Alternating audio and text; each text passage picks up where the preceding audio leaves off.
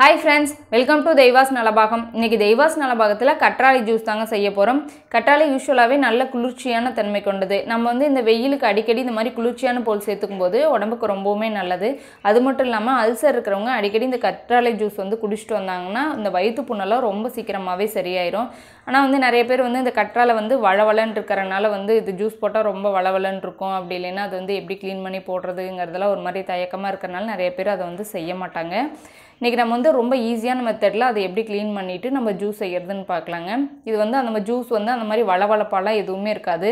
ரொம்ப சூப்பரா இருக்கும். வாங்க எப்படி செய்யறதுன்னு பார்க்கலாம். அதுக்கு நான் இது போல 3 கற்றாழை வாதை எடுத்துட்டு வந்து நல்லா கட் பண்ணிட்டு நல்லா டேப் வாட்டர்ல நல்லா தேய்ச்சி கழுவிட்டு இது போல எடுத்து வச்சிருக்கேன். உங்களுக்கு எந்த அளவுக்கு தேவையோ ஜூஸ்க்கு நீங்க அது போல கட் பண்ணி எடுத்துக்கோங்க. இப்போ வந்து இந்த அடிப்பகுதி நமக்கு தேவையில்லை. இதை நம்ம கட் பண்ணி எடுத்துடலாம். ஃபஸ்ட்டு கட் பண்ணிவிட்டு அதுக்கப்புறம் நல்ல ஒரு பீலர் வச்சுட்டு சைடில் இருக்கிற இந்த முள்ளெல்லாம் வந்து நம்ம வந்து நல்லா பீல் பண்ணி எடுத்துக்கலாம்.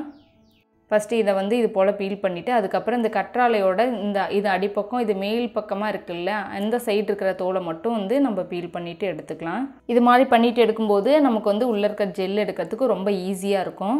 ஒரு சைடு மட்டும் நம்ம வந்து எடுத்தால் போதும் தோலை, 2 சைடும் எடுக்க தேவையில்லை. இது போல் எடுத்ததுக்கப்புறம் நல்லா தேய்ச்சி கழுவிட்டு அதுக்கப்புறம் இது போல் ஒரு கத்தி வச்சுட்டு நல்லா அந்த அடிப்பக்க தோல் வர வரைக்கும் நம்ம லைட்டாக அழுத்தி கீரல் போட்டுக்கலாம். அதே மாதிரி திருப்பி இந்த சைடும் இது போல் நம்ம கட் பண்ணிக்கலாம்.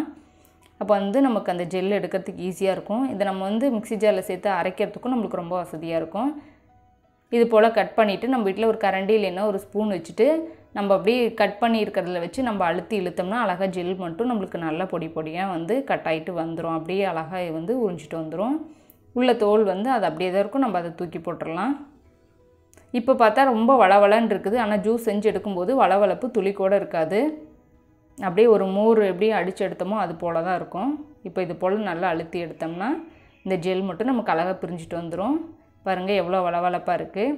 இப்போ தேவையான அளவுக்கு நம்ம எல்லா கற்றாழையுமே இது போல் ஜெல்லாக வந்து நம்ம இப்போ பிரித்து எடுத்து வச்சாச்சு. இப்போ இது ஒரு மிக்ஸி ஜாரில் சேர்த்துக்கலாம். இப்போ இது கூட நல்லா 1/2 டேபிள் ஸ்பூன் அளவுக்கு சீரகம் சேர்த்துக்கலாம். இப்போ இந்த ஜூஸுக்கு தேவையான அளவுக்கு சர்க்கரை சேர்த்துக்கலாம். நான் ஒரு 2 டேபிள் ஸ்பூன் அளவுக்கு சேர்த்துருக்கேன். இப்போ வந்து தண்ணி எதுவும் சேர்க்காமல் நல்லா ஃபைனாக ஒரு டைம் வந்து நல்லா அரைச்சிட்டு அதுக்கப்புறம் தேவையான அளவுக்கு வந்து நல்லா தண்ணி சேர்த்துட்டு இதை நம்ம வந்து அரைச்சி எடுத்துக்கலாம். இப்போ அரைச்ச ஜூஸை இது மாதிரி ஒரு வடிகட்டி வச்சுட்டு நல்லா ஃபைனாக வடிகட்டிக்கலாம். பாருங்கள் அரைக்கும் போது எப்படி அரைக்கிறதுக்கு முன்னாடி எப்படி வளவளன்னு இருந்துச்சு. ஆனால் இப்போ வந்து துளி கூட இந்த ஜூஸ் வந்து வளவளப்பே இல்லை, சூப்பராக இருக்கும். அவ்வளோதாங்க, நம்ம ஒரு கிளாஸ் ஜாரில் நம்ம வந்து கற்றாழை ஜூஸை சேர்த்துடலாம். அவ்வளோதாங்க, சூப்பரான அலோவேரா ஜூஸ் ரெடி ஆயிடுச்சு. நீங்களும் இந்த ரெசிபியை ட்ரை பண்ணி பாருங்கள். உங்களுக்கு பிடிச்சிருந்துச்சுன்னா லைக் பண்ணுங்கள், ஷேர் பண்ணுங்கள். நம்ம தெய்வாஸ் நலபாகம் சேனலுக்கு சப்ஸ்கிரைப் பண்ணிக்கோங்க.